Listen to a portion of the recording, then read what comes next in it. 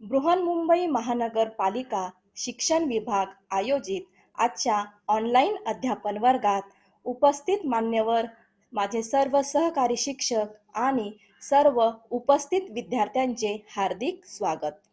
माझे नाव सौ मनीषा विनोद उगले, शाळा चारकोप सेक्टर 1, मनपा मराठी माध्यमिक शाळा, कांदिवली पश्चिम या शाळेत मी सहाय्यक शिक्षिका म्हणून कार्यरत आहे. आज आपण इयत्ता 9वी, विषय इतिहास, प्रकरण क्रमांक 8, उद्योग व व्यापार यातील शेती व्यवसाय हा उपघटक आज आपण अभ्यासणार आहोत. मुलांनो, मागच्या तासाला आपण बघा स्वातंत्र्यानंतरच्या काळात भारतातील काही उद्योग जे आहेत त्याविषयी आपण माहिती बघितली. म्हणजेच आपण त्यामध्ये बघितलं की वस्त्रोद्योग असेल, रेशीम उद्योग असेल, ताग उद्योग असेल, सिमेंट उद्योग असेल, वाहन उद्योग असेल, तसेच सायकल उद्योग असेल, त्याचप्रमाणे हस्तकला याविषयी देखील आपण मागच्या तासाला माहिती बघितलेली आहे. आज आपल्याला मुलांनो भारतातील शेती उद्योग, भारत सरकारचे धोरण, खनिज संपत्ती, वनसंपत्ती, मत्स्योद्योग, पर्यटन उद्योग, व्यापार, आयात निर्यात, अंतर्गत व्यापार याविषयी आज आपल्याला सविस्तर माहिती घ्यायची आहे. तर चला मुलांनो, आज आपण सर्वात पहिला मुद्दा जो आहे तो म्हणजे शेती उद्योग याविषयी अभ्यास करूया. मुलांनो बघा, आपला भारत देश जो आहे तो कृषी प्रधान देश आहे आणि त्यामुळेच आपल्या भारताचा मुख्य व्यवसाय हा शेती आहे आणि हा शेती व्यवसाय मुख्यतः ग्रामीण भागामध्ये, खेड्यापाड्यांमध्ये केला जात असतो आणि त्यामुळेच ग्रामीण भागातील लोकांचे उदरनिर्वाहाचे जे साधन आहे आणि म्हणूनच आपली ही भारतातील जी शेती आहे ही शेती पावसाच्या पाण्यावर अवलंबून आहे आणि म्हणूनच आपल्या भारतातील जो शेतकरी आहे तो पावसाची खूप आतुरतेने वाट बघत असतो. कारण पहिला पाऊस जोपर्यंत पडत नाही तोपर्यंत शेतकऱ्याला शेतामध्ये पेरणी करता येत नाही आणि म्हणूनच शेतामध्ये पेरणी करण्यासाठी शेतकरी पावसाची खूप आतुरतेने वाट बघत असतो. तर बघा मुलांनो, या शेती करण्याच्या 2 पद्धती आहेत. एक म्हणजे पहिली पद्धत जी आहे ती म्हणजे शेतीची पारंपरिक पद्धत आणि दुसरी म्हणजे शेतीची आधुनिक पद्धत. अशा दोनही पद्धतीने शेती ही भारतामध्ये केली जात असते. पहिल्यांदा आपण शेतीच्या पारंपरिक पद्धतीविषयी माहिती घेऊया. बघा, पारंपरिक पद्धतीची जी शेती आहे ही शेती बैलांच्या मदतीने किंवा बैलांच्या सहाय्याने केली जात असते. म्हणजेच काय मुलांनो, तर शेतीतील जी कामे आहेत म्हणजेच बघा नांगरणी असेल, पेरणी असेल, त्यानंतर मळणी असेल, अशा शेतीच्या विविध कामांमध्ये काय केलं जातं, बैलांचाच उपयोग केला जातो किंवा या कामांसाठी बैलांच्या सहाय्याचा उपयोग हा केला जात असतो. त्यासाठी बघा शेती ही जी आहे ही शेती नांगरण्यासाठी किंवा मळणी करण्यासाठी म्हणा किंवा पेरणी करण्यासाठी जो वेळ पारंपरिक सहाय्याने केली जात असल्यामुळे त्यासाठी वेळही जास्त हा लागत असतो आणि त्यामुळे तिथे मनुष्यबळाचा वापरही जास्त लागतो. शेतामध्ये मजूरही जास्त लागतात, शारीरिक कष्ट देखील जास्त लागत असतात. तसेच मुलांनो, यामध्ये लाकडी अवजारांचा देखील वापर हा केला जात असतो. म्हणजेच या पद्धतीमध्ये नांगरणी करण्यासाठी किंवा पेरणी करण्यासाठी लाकडी अवजारं इथे वापरली जात असतात. बघा, तुम्ही चित्रामध्ये बघू शकतात की शेतकरी जो आहे तो लाकडी नांगराच्या सहाय्याने म्हणजेच लाकडी अवजाराच्या सहाय्याने आणि बैलांच्या सहाय्याने शेती काय करत आहे, कसत आहे. तसेच मुलांनो, या शेतीमध्ये सेंद्रिय खतांचा वापर हा केला जात असतो. आता बघा, सेंद्रिय खत म्हणजे काय मुलांनो, तर गाई बैल यांचं जे काही शेणखत आहे या शेणखतापासून सेंद्रिय खत हे तयार केलं जातं आणि या सेंद्रिय खताचा वापर शेतीमध्ये किंवा शेतामध्ये केल्यामुळे पीक जे आहे ते भरघोस येत असतं, उत्कृष्ट दर्जाचं येत असतं. आणि या सेंद्रिय खताचा सर्वात महत्वाचा फायदा म्हणजे जी जमीन आहे त्या जमिनीचा जो पोत आहे, जमिनीची जी प्रत आहे आणि जमिनीची जी सुपीकता आहे ती सुपीकता टिकून राहण्यास मदत होत असते. म्हणजेच शेतातील किंवा शेतीतील जमिनीतील जी काही पोषक तत्वे आहे ही पोषक तत्वे सेंद्रिय खतामुळे टिकून राहत असतात. आता मुलांनो, आपल्याला शेतीची दुसरी पद्धत म्हणजेच आधुनिक पद्धत याविषयी आपल्याला माहिती घ्यायची आहे. बघा, या आधुनिक पद्धतीमध्ये यंत्राचा वापर हा केला जात असतो. म्हणजेच यंत्राला इथे महत्व दिले जात असते. म्हणजेच मग शेतीची जी कामे आहेत, नांगरणी असेल, पेरणी असेल, मळणी असेल किंवा कापणी असेल, अशा या शेतीच्या विविध कामांसाठी आधुनिक यंत्राचा वापर हा केला जात असतो. आता बघा मुलांनो, या पद्धतीत यंत्राचा वापर केल्यामुळे काय होतं, कमी वेळामध्ये जास्त काम हे होऊ लागलेलं होतं. म्हणजेच बघा मुलांनो, एखादं जर शेत आहे, हे शेत नांगरण्यासाठी जर आपण लाकडी अवजारांचा वापर केला किंवा पारंपरिक पद्धतीचा वापर केला तर हे शेत नांगरण्यासाठी आपल्याला 4 ते 5 दिवस लागत असतात. आणि हेच शेत आपण आधुनिक पद्धतीने यंत्राचा वापर करून किंवा ट्रॅक्टरच्या सहाय्याने जर ही शेती कसली तर तेच शेत जे आहे ते शेत 1 ते 2 तासामध्ये नांगरून हे होत असतं. म्हणजेच काय झालं की यामध्ये बघा शेतकऱ्याचे शारीरिक कष्ट देखील वाचले, त्याच्यानंतर मजूर देखील इथे कमी लागत आहे आणि सगळ्यात महत्वाचं म्हणजे शेतकऱ्याच्या वेळेची मोठी बचत देखील होऊ लागली.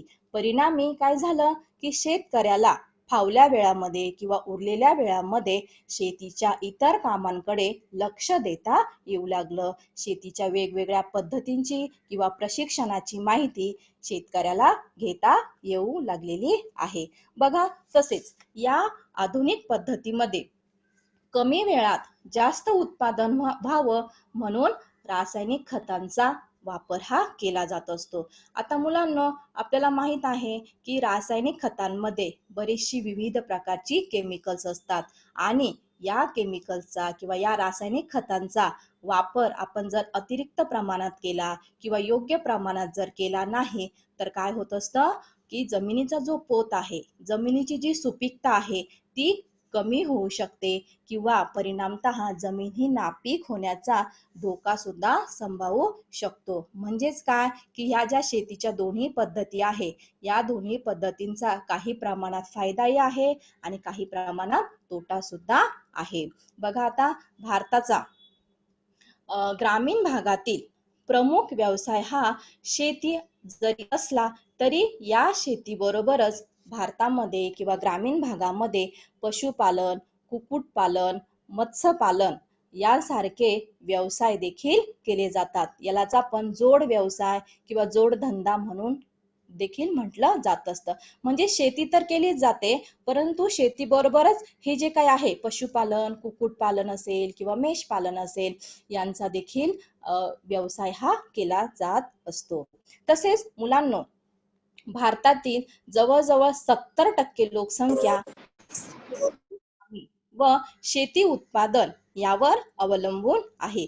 मग या शेती उद्योगात बघा जसं पुरुष काम करतात तसं स्त्रिया देखील काम करत असतात. म्हणजेच पुरुषांच्या बरोबरीने स्त्रियांचाही तितकाच महत्वाचा वाटा आहे. बघा मुलांनो, ही जी शेती आहे आपल्या भारतात, शेती ही 2 हंगामात केली जात असते. बघा, एक म्हणजे खरीप हंगाम आणि दुसरा म्हणजे रब्बी हंगाम. पहिल्यांदा आपण खरीप हंगामाविषयी माहिती घेऊया. बघा, जी पिके पावसाळ्यात घेतली जातात त्या पिकांना आपण खरीप हंगाम असं म्हणतो. मग आता बघा, उदाहरणार्थ बघा, बाजरी, मका, ज्वारी, तांदूळ ही जी पिकं आहे ही पिके पावसाळ्यात घेतली जातात, म्हणजेच खरीप हंगामात घेतली जातात आणि म्हणून या पिकांना खरीप हंगाम किंवा खरीप पिके असे म्हटलं जात असतं. आता दुसरा हंगाम जो आहे तो म्हणजे रब्बी हंगाम. बघा, जी पिके हिवाळ्यात घेतली जातात त्या पिकांना आपण रब्बी हंगाम असं म्हणतो. मग आता उदाहरणार्थ गहू असेल, हरभरा असेल, भुईमुग असेल, ज्वारी, कांदा, त्याच्यानंतर वेगवेगळ्या प्रकारच्या डाळी असतील किंवा वेगवेगळ्या प्रकारचे तेलबिया असतील. आता तेलबियांमध्ये बघा सूर्यफूल, तीळ असेल, भुईमुग असेल किंवा सोयाबीन, जवस, करडई अशा विविध प्रकारच्या ज्या तेलबिया आहे यातून तेल निर्मिती ही केली जात असते. म्हणजेच काय मुलांनो, की या सर्वांचं उत्पादन जे आहे हे उत्पादन शेतीमधूनच घेतलं जात असतं आणि म्हणूनच ही पिके ही रब्बी हंगामात घेतली गेल्यामुळे त्यांना रब्बी पिके असं देखील म्हटलं जात असतं. त्याचबरोबर मुलांनो बघा, कापूस आणि ऊस यांचं देखील उत्पादन शेतीमध्येच घेतलं जातं आणि मग या कापूस आणि ऊसावर प्रक्रिया करून त्यापासून कापड, साखर हेही उद्योग चालत असतात. बघा तुम्हाला दोन इथं चित्र दिसत आहे.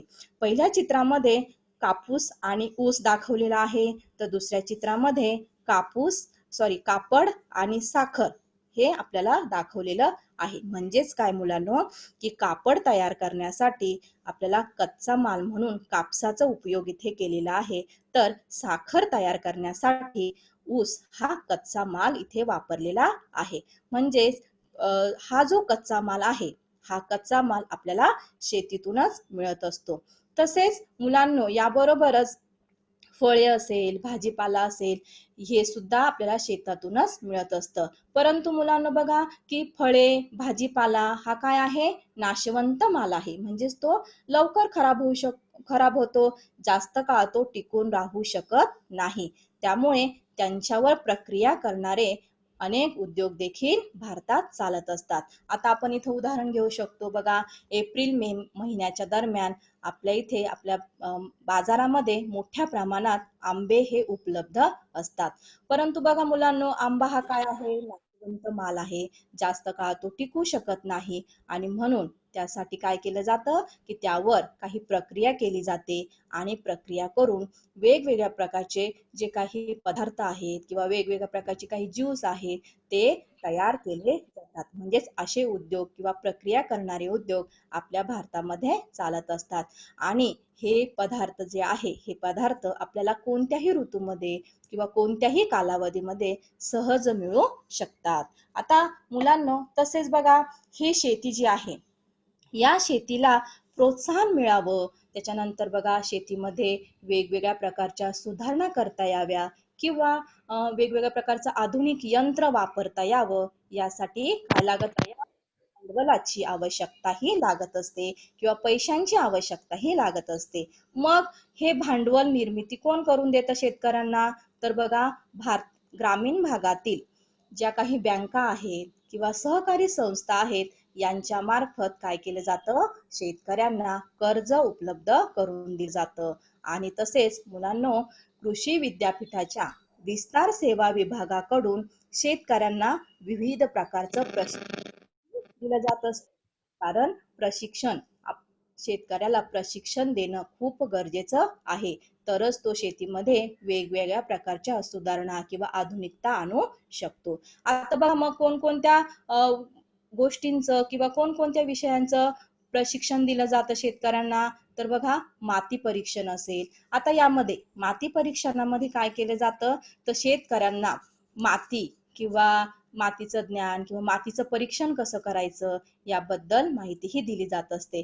कारण मुलांनो, जर शेतकऱ्याला मातीचं परीक्षण नसेल किंवा जमिनीची माहिती नसेल किंवा माती कशा प्रकारची आहे किंवा कोणत्या जमिनीमध्ये कोणतं पीक घ्यायचं याचं ज्ञान जर शेतकऱ्याला नसेल, तर कितीही शेतामध्ये आधुनिक तंत्र वापरली किंवा दर्जेदार बियाणं वापरली तर तरी देखील जमीनमध्ये जास्त किंवा भरघोस असं पीक येऊ शकत नाही. त्यामुळे काय झालेलं आहे, की माती परीक्षणाचं प्रशिक्षण देणं शेतकऱ्याला खूप गरजेचं आहे. तसेच मुलांनो इथे बघा, फळबागा, रोपवाटिका, त्यानंतर मत्स्य व्यवसाय, कुक्कुटपालन, त्याच्यानंतर बघा बंदिस्त शेळी पालन यांचं देखील प्रशिक्षण दिलं जात असतं. तसेच मुलांनो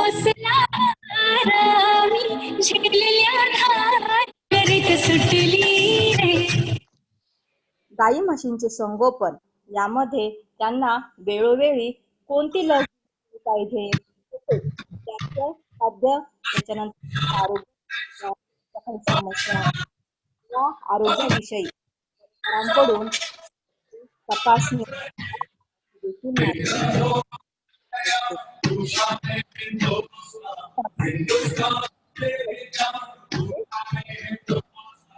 आता उत्पादित झालेला जो माल आहे, आता जसं मुलांनो बघा, शेतामध्ये बऱ्याच मोठ्या प्रमाणात उत्पादन होत असतं किंवा शेतातून बऱ्याच मोठ्या प्रमाणात जो माल उत्पादित होत असतो त्याची साठवणूक करणं खूप आवश्यक असतं किंवा साठवणूक करण्यासाठी गोदामांची देखील आवश्यकता असते. मग हे त्यालाच आपण गोदामांना वेअर हाऊस असं देखील म्हणत असतात. मग हे गोदाम बांधण्यासाठी देखील भांडवलाची आवश्यकता असते. मग हे भांडवल किंवा अर्थसहाय्य जे आहे, हे अर्थसहाय्य कोण करत असतं?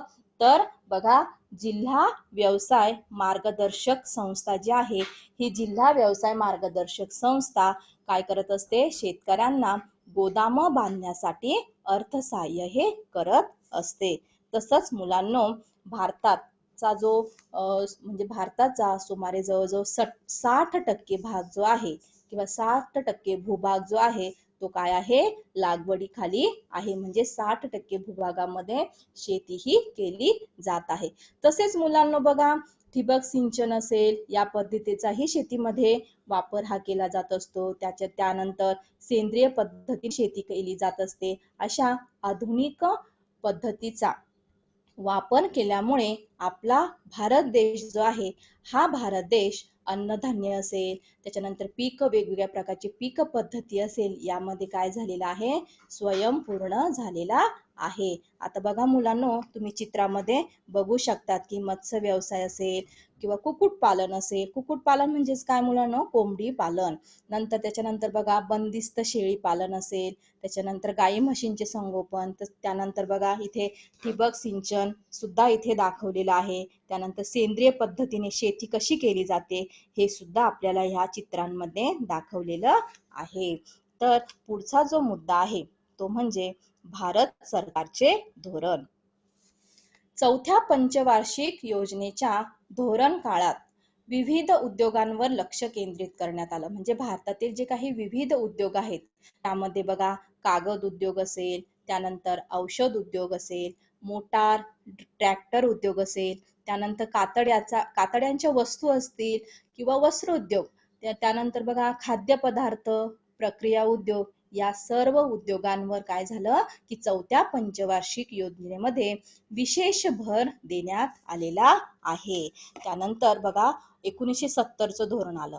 मग 1970च्या औद्योगिक परवाना धोरणानुसार काय झालं की जे काही उद्योग आहेत किंवा जे कारखाने आहेत की ज्यांना 5 कोटीहून अधिक गुंतवणूक करावी लागणार आहेत, अशा सर्व कारखान्यांना काय झालं की अवजड उद्योग क्षेत्रांमध्ये आणण्याचं ठरलं या 1970च्या औद्योगिक परवाना धोरणानुसार. तसेच सरकारी क्षेत्रासाठी राखून न ठेवलेल्या अवजड उद्योगामध्ये गुंतवणूक करण्याची मुभा किंवा मोकळीक या उद्योग संस्थांना व परकीय कंपन्यांना देण्याचं ठरले. मग मुलांनो, या धोरणानुसार म्हणजेच औद्योगिक परवाना धोरणानुसार 1972 अखेर 3,18,000 लघु उद्योग सरकारी नोंदणी कार्यालयात काय झाले? नोंदवले गेले. आता पुढचा जो मुद्दा आहे तो म्हणजे खनिज संपत्ती. सर्वप्रथम आपण खनिज या शब्दाचा अर्थ बघूया. खाणीत सापडणाऱ्या उपयुक्त अशा पदार्थाला आपण खनिज असं म्हणत असतो. मग आपल्या देशामध्ये वेगवेगळ्या प्रकारची खनिज सापडतात. तर त्यामध्ये बघा, लोह खनिज असेल, तांबे असेल, त्यानंतर हिरा, त्याच्यानंतर बघा झिंक, कोबाल्ट, निकेल असेल, दगडी कोळसा, त्यानंतर मॅग्नीज, खनिज तेल यांचे जे साठे आहेत, यांचे साठे पुरेशा प्रमाणात सापडलेले आहेत किंवा मोठ्या प्रमाणात उपलब्ध आहे. तसेच मग हे साठे कुठे कुठे आढळतात मुलांनो? तर बघा, कर्नाटक, बिहार, ओडिसा, त्यानंतर या राज्यांमध्ये लोह खनिजाचे जे साठे आहेत हे मुबलक प्रमाणात मोठ्या प्रमाणात सापडत आहेत. तर यापैकी बघा मुलांनो, लोह व दगडी कोळसा या खनिजांची मोठ्या प्रमाणात उपलब्धता आहे. मग ही जे खनिज आहेत, हे खनिज आपल्या भारतामध्ये या खनिजांचे साठे आपल्या भारतामध्ये भरपूर असण्याचं काय कारण आहे? तर बघा, आपल्या भारताची जी भूशास्त्रीय परिस्थिती आहे ती अतिशय चांगली आहे आणि त्यामुळेच काय होतं की इथे धातूंचं आणि खनिजांचं विपुल प्रमाणात साठे आपल्याला इथे सापडत असतात. तसेच मुलांनो, जागतिक बाजारपेठेमध्ये या धातूंना त्याच्यानंतर खनिजांना मोठ्या प्रमाणात काय आहे, मागणी आहे आणि त्यामुळेच साहजिकच काय झालेलं आहे की भारताला परकीय चलन मिळण्यासही मदत होत आहे. म्हणजेच या धातूंच्या आणि खनिजांच्या वाढत्या मागणीमुळे भारताला परकीय चलन हे मिळत आहे आणि म्हणून काय झालं की देशाच्या औद्योगिक विकासामध्ये किंवा आर्थिक विकासामध्ये खनिज संपत्तीचा वाटा काय आहे, खूप मोठा आहे. यामुळे देशाचा आर्थिक विकास हा होत आहे, तसेच रोजगार निर्मिती देखील इथे होत आहे. तर पुढचा जो मुद्दा आहे तो म्हणजे वन संपत्ती. आता बघा, वन म्हणजे काय ते आपण पहिल्यांदा बघूया की झाडांनी दाटलेल्या भागाला वन म्हणतात किंवा त्यालाच आपण जंगल किंवा रान असं देखील म्हणू शकतो की जो भाग खूप अशा झाडांनी वृक्षांनी दाटलेला आहे त्याला आपण काय म्हणत असतो, वन असं म्हणतो. आता भारतातील जवळजवळ 20% भाग जो आहे तो वनांनी व्यापलेला आहे. सुरुवातीला मुलांनो हे जे प्रमाण होतं हे 50% प्रमाण होतं, परंतु काय झालेलं आहे की आता दिवसेंदिवस लोकसंख्या वाढत चाललेली आहे, त्यामुळे जंगल तोड होत आहे आणि म्हणूनच हे जे 50% जे प्रमाण आहे ते प्रमाण आता 20% आलेलं आहे. तसेच मुलांनो बघा, आता वनांवर आधारित उद्योगांसाठी सरकारने काय केलेलं आहे की काही राखीव जंगले देखील ठेवलेली आहे. आता राखीव जंगले म्हणजे काय किंवा राखीव जागा म्हणजे काय की त्या ठिकाणी फक्त वृक्षांचीच लागवड केली पाहिजे किंवा ते क्षेत्र फक्त जंगलांसाठीच राखून ठेवलेलं आहे. मग या जंगलांची जपवणूक होणं पण गरजेचं आहे किंवा त्यांचं संवर्धन होणं सुद्धा खूप गरजेचं आहे. मग हे जे संवर्धन आहे हे संवर्धन कोण करत असतं मग बघा, राज्य शासन, त्यानंतर केंद्र शासन किंवा तेथील जे स्थानिक लोक आहेत हे स्थानिक लोक जंगलांचं संरक्षण करत असतात किंवा जंगलांचं संगोपन करत असतात. आता बघा, या वनसंपत्तीचा वेगवेगळ्या उद्योगांमध्ये उपयोग होत असतो किंवा कच्चा माल म्हणून त्याचा उपयोग हा होत असतो. मग असे कोणकोणते उद्योग आहेत मुलांनो, तर बघा, बांधकाम असेल, बांधकामामध्ये बघा लाकडाचा उपयोग हा केला जात असतो. त्यानंतर बघा कागद असेल किंवा रेशीम उद्योग असेल, काडीपेटी असेल, त्यानंतर औषधी वनस्पती, मध, लाख, रंगकाम यासाठी या सर्व उद्योगांसाठी लागणारा जो कच्चा माल आहे तो कच्चा माल आपल्याला कुठून मिळत असतो, जंगलातूनच मिळत असतो. त्यामुळे जंगले खूप आवश्यक आहे. जर कच्चा माल मिळाला नाही तर मुलांना आपण पक्का माल किंवा उद्योगधंदे स्थापन करू शकत नाही. त्यामुळे कच्चा माल मिळणं खूप आवश्यक आहे. तसेच मुलांनो बघा, पर्यावरणीय संतुलनाच्या दृष्टीने वनांचं जे महत्व आहे ते खूप अनन्यसाधारण आहे, खूप महत्वाचं आहे.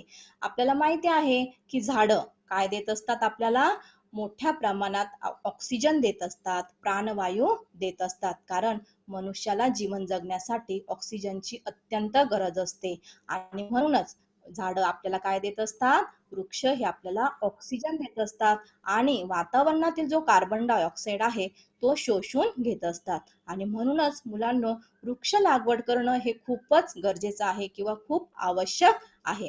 तसेच जर वातावरणामध्ये समजा आपण काही वनांची तोड केली किंवा वनांचं प्रमाण जर कमी झालं तर वातावरणामध्ये विविध प्रकारच्या समस्या ह्या निर्माण होत असतात आणि या समस्यांना आपल्यालाच तोंड द्यावं लागतं किंवा त्याचा परिणाम हा आपल्यालाच किंवा मनुष्य जातीलाच होत असतो. त्यामुळे बघा, जास्तीत जास्त वृक्षारोपण केलं पाहिजे. आता मग ह्या नैसर्गिक समस्या कोणकोणत्या येऊ शकतात? तर बघा, जमिनीची धूप असेल किंवा महापूर असेल किंवा चक्रीवादळे असतील किंवा दुष्काळ असेल, अशा वेग किंवा मोठ्या प्रमाणात प्रदूषण, जर झाडांची तोड केली तर ह्या विविध समस्यांना आपल्याला तोंड द्यावं लागत असतं किंवा त्याचे विपरीत परिणाम मनुष्याच्या आरोग्यावर होत असतात.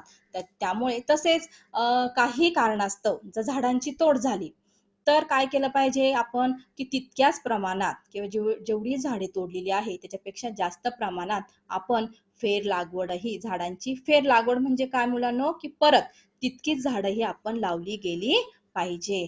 म्हणून आपल्याला आपल्या देशासाठी किंवा आपल्या स्वतःच्या आरोग्यासाठी सुद्धा वृक्ष हे काय आहे, खूप आवश्यक आहे. पुढचा जो मुद्दा आहे तो म्हणजे मुलांनो मत्स्योद्योग. आता मत्स्योद्योग हा एक पारंपरिक उद्योग आहे, म्हणजेच पूर्वीपासून हा जो उद्योग आहे तो चालत आलेला आहे. फक्त आता काय झालेलं आहे, की या उद्योगामध्ये काय झालेलं आहे, की विविध प्रकारचं आधुनिक तंत्रज्ञान वापरलेलं आहे आणि आधुनिक तंत्राचा वापर करून आता मत्स्योद्योग किंवा मासेमारी ही केली जात असते. आता मुलांनो, मासेमारी ही भारतामध्ये 2 प्रकारे केली जात असते. एक म्हणजे गोड्या पाण्यातील मासेमारी आणि दुसरी म्हणजे खाऱ्या पाण्यातील मासेमारी. आता गोड्या पाण्यातील मासेमारी आपण बघूया, की ही जी गोड्या पाण्यातील मासेमारी आहे, ही मासेमारी नद्यांमध्ये, कालव्यांमध्ये, तळ्यांमध्ये किंवा सरोवरे यांमध्ये केली जाते. तर खाऱ्या पाण्यातील जी मासेमारी आहे, ही खाऱ्या पाण्यातील मासेमारी समुद्रामध्ये किंवा सागरामध्ये केली जात असते. तसेच या नद्यांमध्ये किंवा कालव्यांमध्ये किंवा तळी, सरोवरे यामध्ये बघा, तर कटला, रोहू, चोपडा या प्रकारची मासे आपल्याला इथे सापडत असतात. तर खाऱ्या पाण्यामध्ये किंवा समुद्रामध्ये बांगडा असेल, बोंबील असेल, सुरमई, त्यानंतर पापलेट, झिंगे या इत्यादी जलचर जे आहे किंवा हे जे मासे आहेत, हे मासे आपल्याला अरबी समुद्रामध्ये आढळत असतात. तर आता मुलांनो बघा, की मत्स्योद्योग जे आहे तो मत्स्योद्योग व्यवसायाच्या संवर्धनासाठी किंवा त्याच्या जपवणुकीसाठी काय केलेलं आहे, विविध बंदरांची उभारणी देखील केलेली आहे. तसेच जी काही जुनी बंदरं आहेत त्या जुन्या बंदरांचा विकास हा करणं सुद्धा खूप गरजेचं आहे. त्यानंतर मत्स्यबीज उबवणी केंद्र, त्यानंतर बघा मत्स्य व्यवसाय प्रशिक्षण केंद्र सुद्धा आता भारत सरकारने तयार करण्यात आलेली आहे. आता बघा, मत्स्य व्यवसाय जरी असला तरी त्यासाठी सुद्धा प्रशिक्षण असणं किंवा प्रशिक्षण देणं खूप गरजेचं आहे. तुम्ही मुलांनो चित्रामध्ये बघू शकतात, की बघा इथे मत्स्य व्यवसाय प्रशिक्षण केंद्र देखील दाखवलेलं आहे आणि त्यानंतर मत्स्य बीज उबवणी हे याचं देखील आपल्याला इथे चित्र दाखवलेलं आहे. तसेच मुलांनो, या मासेमारीचे काही फायदे देखील होत असतात. आता मासे हे काय आहे, मानवी शरीरासाठी खूप पोषक आहे किंवा पौष्टिक अन्न म्हणून त्याचा आहारामध्ये समावेश देखील केला जात असतो. तर याचं काय कारण आहे, का मनुष्य आहारामध्ये पौष्टिक अन्न म्हणून त्याचा उपयोग करतो? तर बघा, माशापासून मानवी शरीराला काय प्रथिने मिळत असतात, त्यानंतर कॅल्शियम मिळत असतं, लोह मिळत असतं, त्यानंतर फॉस्फरस यासारखी खनिजे आपल्याला माशापासून मिळत असतात. तसेच मुलांनो, माशाच्या यकृतापासून आपल्याला विटॅमिन ए आणि विटॅमिन डी हे जीवनसत्व मिळत असतं. तसेच माशाच्या आतड्यापासून आपल्याला विटॅमिन बी हे जीवनसत्व मिळत असतं. आणि सर्वात महत्त्वाचं म्हणजे काय, की या मत्स्योद्योगामुळे मोठ्या प्रमाणात रोजगार निर्मिती झाली, म्हणजे लोकांना कामधंदा मिळू लागलेला आहे. साहजिकच म्हणजे भारतातील जे काही बेरोजगारीचं प्रमाण आहे ते बेरोजगारीचं प्रमाण काही प्रमाणात का होईना कमी झालेलं आहे आणि म्हणूनच आपल्या देशाच्या विकासाला मत्स्योद्योगामुळे हातभार हा लागलेला आहे. पुढचा जो मुद्दा आहे मुलांनो तो म्हणजे पर्यटन उद्योग. सर्वांच्या आवडीचा विषय आहे हा. बघा, आपल्याला शाळेत फक्त म्हटलं की आपल्याला सहलीला जायचं आहे तर सर्वांचा आनंद, सर्वजण खूप उत्साही होत असतात. आणि म्हणजेच पर्यटन म्हणजेच काय मुलांनो, प्रवास. मग हा जो प्रवास आहे, हा प्रवास एका ठिकाणाहून दुसऱ्या ठिकाणी केला जात असतो. म्हणजेच एका ठिकाणाहून दुसऱ्या ठिकाणी केलेला प्रवास म्हणजेच पर्यटन. हे पर्यटन जे आहे, हे पर्यटन कामाच्या निमित्ताने सुद्धा होऊ शकतं किंवा मनोरंजन म्हणून किंवा आपण सुट्टी घालवण्यासाठी सुद्धा आपण मनोरंजन म्हणून हे पर्यटन करत असतो. मग आपला भारत देश जो आहे, आपल्या भारताला समृद्ध असा सांस्कृतिक वारसा लाभलेला आहे आणि म्हणूनच देशाच्या कानाकोपऱ्यांमध्ये विविध धर्माची प्रार्थना स्थळं आहेत.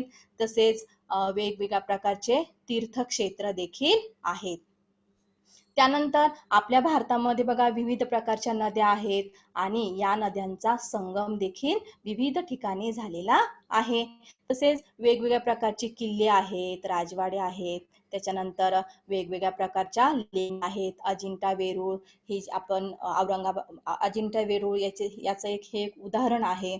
तसेच मुलांनो बघा की अशी आपल्या भारतामध्ये सांस्कृतिक विविधता असल्यामुळे म्हणजे वेगवेगळ्या प्रकारचे धर्म, वेगवेगळ्या प्रकारचे धार्मिक प्रार्थना स्थळं, तीर्थक्षेत्र किंवा वेगवेगळ्या प्रकारचे किल्ले आहेत. यामुळे काय होतं की आपल्या भारतामध्ये देशातून परदेशातून वेगवेगळ्या प्रकारचे जे लोक आहेत, ते लोक वर्षभर पर्यटनासाठी येत असतात आणि या पर्यटनाची किंवा या पर्यटकांची राहण्याच्या किंवा प्रवासाच्या ज्या सोयी सुविधा आहेत, या सोयी सुविधा कोण करत असतं मग मुलांनो? तर बघा पर्यटन विकास महामंडळ काय करत असतं?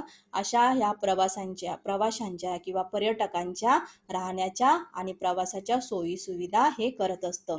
आता साहजिकच मुलांनो, पर्यटन म्हटलं किंवा पर्यटन स्थळ म्हटलं की तिथे वेगवेगळ्या प्रकारच्या बाजारपेठा येणार, त्यानंतर वेगवेगळ्या वस्तूंची विक्री असणारी दुकानं येणार.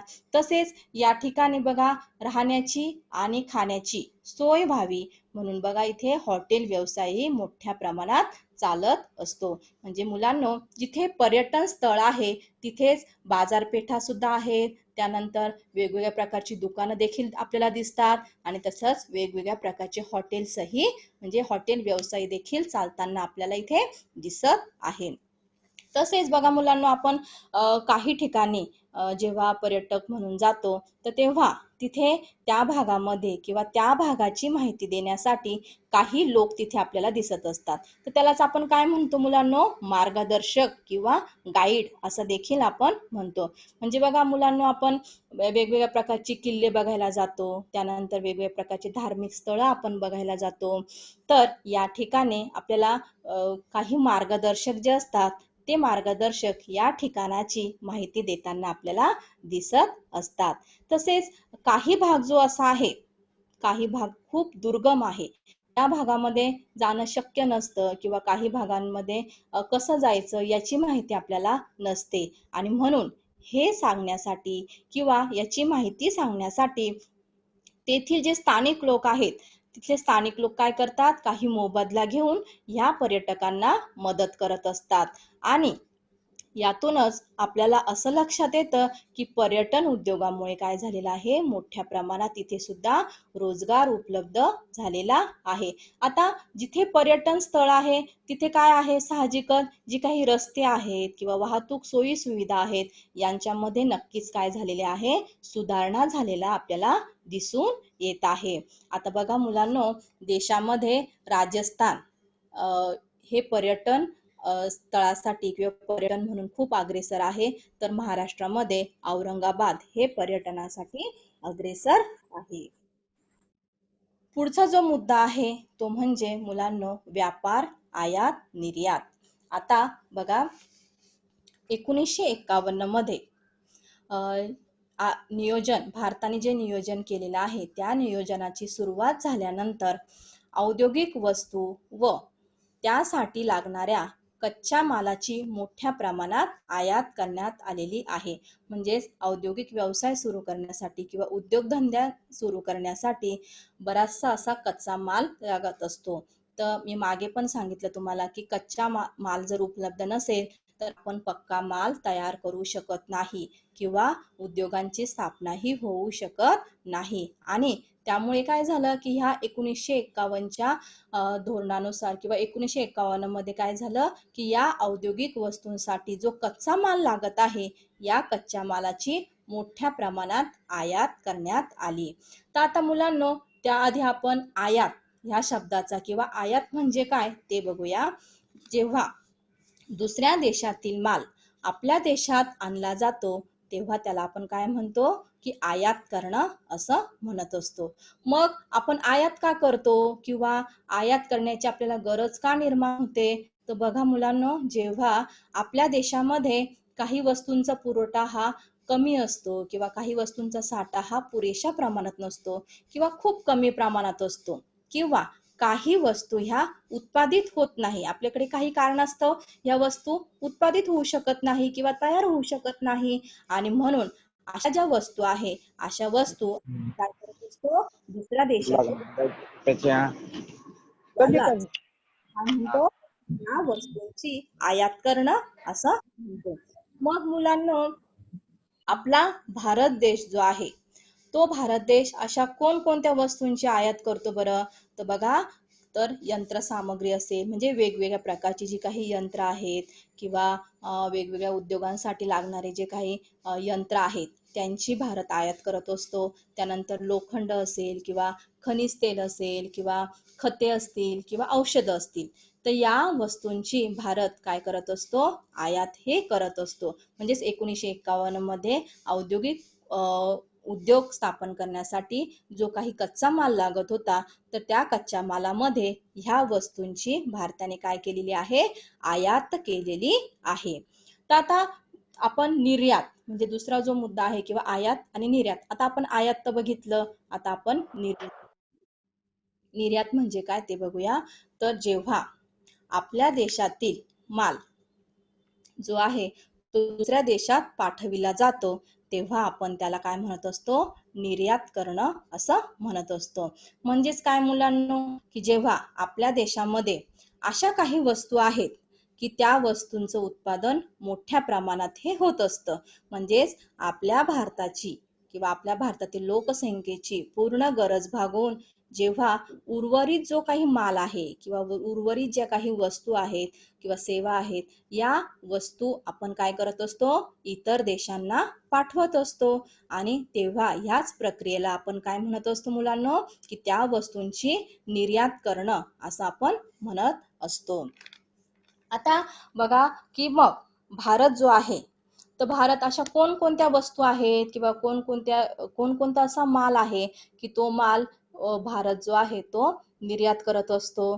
तर बघा, पहिला त्यामध्ये बघा, भारत हा चहा, त्यानंतर कॉफी असेल, त्यानंतर बघा मुलांनो मसाल्याचे पदार्थ असतील, मसाल्याच्या पदार्थांना परदेशामध्ये खूप मागणी आहे आणि त्यामुळे काय होत असतं? आपल्या भारताला मोठा फायदा हा होत असतो. मग मुलांनो बघा, चहा, कॉफी, त्यानंतर मसाल्याचे पदार्थ, सुती कापड, त्याच्यानंतर चामडे, नंतर पादत्राणे, मोती असेल किंवा मौल्यवान हिरे असेल, या वस्तूंची भारत काय करत असतो? दुसऱ्या देशामध्ये निर्यात ही करत असतो. म्हणजेच काय मुलांनो, की या वस्तूंचं किंवा या मालाचं भारतामध्ये मोठ्या प्रमाणात उत्पादन हे होत असतं. म्हणजेच आपल्या भारताच्या लोकसंख्येला किंवा भारताच्या जनतेला पुरेल इतकं हा जो माल आहे तो उत्पादित होतो आणि उरलेला जो काही माल आहे तो आपण परदेशामध्ये पाठवला जात असतो. आणि म्हणूनच या निर्यातीमुळे आपल्या भारताला मोठ्या प्रमाणात परकीय चलन मिळत असतं आणि त्यामुळेच आपल्या देशाची प्रगती जी आहे ती प्रगती होण्यास मदत ही होत असते. पुढचा जो मुद्दा आहे मुलांनो, तो म्हणजे अंतर्गत व्यापार. आता बघा, अंतर्गत व्यापार, तर हा जो व्यापार आहे, अंतर्गत व्यापार म्हणजे काय मुलांनो? तर बघा, एका राज्यातून दुसऱ्या राज्यात चालणाऱ्या व्यापाराला आपण अंतर्गत व्यापार असं म्हणत असतो. मग हा अंतर्गत व्यापार एका राज्यातून दुसऱ्या राज्यात चालतो. म्हणजेच काय मुलांनो, की हा जो व्यापार आहे हा आपल्या देशातल्या देशातच चालतो. म्हणजे भारतातल्या भारतातच हा व्यापार जो आहे तो चालत असतो. भारताच्या बाहेर नाही, तर भारताच्या आतमध्येच म्हणजे राज्यांमध्येच हा जो व्यापार आहे हा व्यापार चालत असतो. मग आता हा व्यापार करण्यासाठी वेगवेगळ्या मार्गांचा उपयोग हा केला जात असतो. मग अशी कोणकोणते मार्ग आहे की त्या मार्गांनी भारतामध्ये अंतर्गत व्यापार चालत असतो? बघा, म्हणजे सोयी सुविधानुसार आपल्या भारतामध्ये अंतर्गत व्यापार वेगवेगळ्या मार्गांनी चालत असतो. म्हणजे जसं सोपं पडेल तसं. आता बघा, मग हा अंतर्गत व्यापार जलमार्गांनी चालत असतो. त्यानंतर बघा, हवाई मार्ग असेल, त्यानंतर लोहमार्ग असेल, रस्ते मार्ग असेल, या मार्गांनी आपल्या भारतातील अंतर्गत व्यापार जो आहे तो चालत असतो. बघा, तुम्ही चित्रामध्ये बघू शकतात की चारही मार्ग जे आहे ते दाखवलेले आहेत. जलमार्ग, त्यानंतर बघा लोहमार्ग, नंतर बघा रस्ते मार्ग देखील दाखवलेला आहे किंवा हवाई वाहतूक देखील आपल्याला इथे दाखवलेली आहेत. म्हणजे जसा माल असेल किंवा जशी मागणी असेल त्यानुसार त्या मार्गांचा अवलंब हा केला जात असतो किंवा त्या मार्गांचा वापर हा केला जात असतो. म्हणजे जर एखादा माल जर जास्त काळ म्हणजे उशिरा जरी पोहोचवला तरी चालत असेल तर मग आपण त्या मार्गांचा निवड करत असतो. किंवा जलद गतीने आपल्याला जर समजा माल पोहोचवायचा असेल तर आपण विमान सेवा किंवा हवाई वाहतुकीचा वापर हा करत असतो. किंवा बघा, काही नाशवंत माल जो आहे तो आपल्याला लवकर पोहोचवावा लागत असतो. मग त्यासाठी सुद्धा आपण हवाई वाहतूक जी आहे किंवा लोहमार्ग जे आहे यांचा आपण वापर करत असतो. तसेच मुलांनो, बघा, आपल्या या अंतर्गत व्यापारासाठी काही बंदरे देखील आहेत. तर आता ती कोणकोणती बंदरे आहेत? तर बघा, मुंबई असेल, त्यानंतर कोलकाता असेल किंवा कोचीन, त्यानंतर चेन्नई, अशी विविध महत्वाची बंदरांमध्ये किंवा बंदरांवर आपला हा अंतर्गत जो व्यापार आहे हा अंतर्गत व्यापार जलमार्गाने चालत असतो. बघा, तुम्ही चित्रामध्ये बघू शकता की मुंबई बंदर दाखवलेला आहे किंवा चेन्नई असेल किंवा कोचीन असेल किंवा कोलकाता, अशा प्रकारची जी बंदर आहे ही महत्वाची बंदरं, या महत्वाच्या बंदरातून आपल्या भारतामध्ये अंतर्गत व्यापार हा चालत असतो. आता तसेच मग आता मुलांनो, हा अंतर्गत व्यापार करत असताना आपण कोणकोणत्या वस्तूंचं किंवा कोणकोणत्या मालाची आयात निर्यात करत असतो? तर बघा, अंतर्गत व्यापारात कोळसा असेल, त्यानंतर बघा कापूस असेल, त्याच्यानंतर सुती कापड, त्यानंतर बघा तांदूळ, तसेच गहू, त्यानंतर कच्चा ताग, लोखंड, त्यानंतर बघा पोलाद, तेलबिया, मीठ, साखर इत्यादी वस्तूंचा समावेश हा होत असतो. म्हणजेच ह्या सगळ्या ज्या वस्तू आहे ह्या सगळ्या वस्तू एका राज्यातून दुसऱ्या राज्यात, दुसऱ्या राज्यातून तिसऱ्या राज्यात, अशा पद्धतीने या वस्तूंचा अंतर्गत व्यापार किंवा आयात निर्यात ही चालत असते.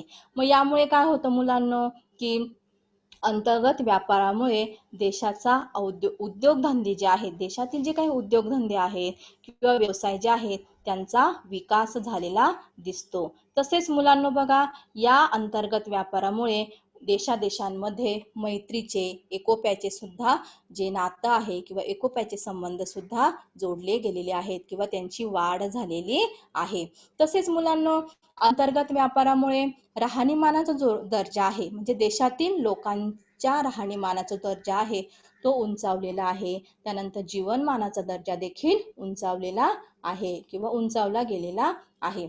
आणि तसेच या अंतर्गत व्यापारामुळे रोजगाराच्या अनेक संधी देखील आपल्या भारतातील जनतेला उपलब्ध झालेला आहेत. आणि बेरोजगारीचं प्रमाण जे आहे हे बेरोजगारीचं प्रमाण अंतर्गत व्यापारामुळे साहजिकच कमी झालेलं आहे. आता बघा मुलांनो, जेव्हा देशाचा राहणीमानाचा आणि जीवनमानाचा दर्जा जेव्हा उंचावतो तेव्हाच आपल्या देशाची आर्थिक प्रगती किंवा आर्थिक विकास हा होत असतो. आणि म्हणूनच देशाचा राहणीमानाचा आणि जीवनमानाचा दर्जा उंचावणं खूप महत्वाचं आहे.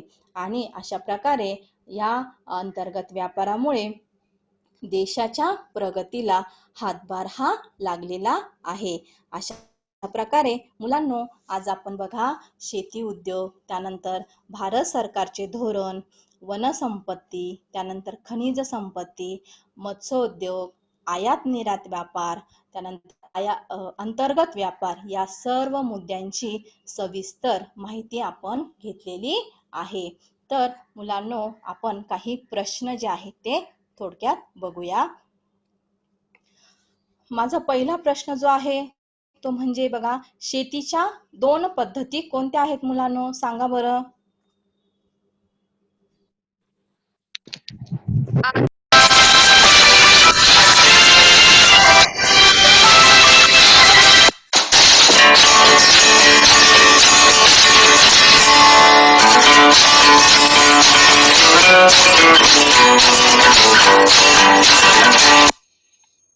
ओके, धन्यवाद सर.